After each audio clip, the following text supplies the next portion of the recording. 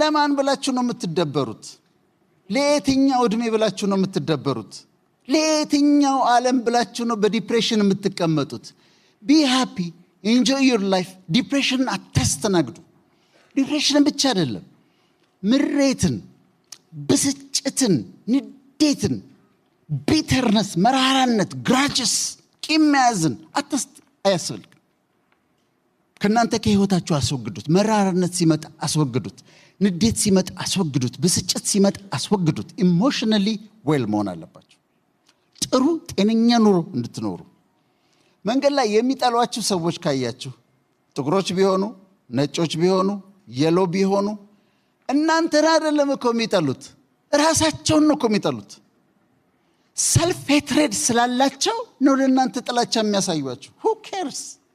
who cares? አንተ ያልክ ተመናጨክ ምን አለ?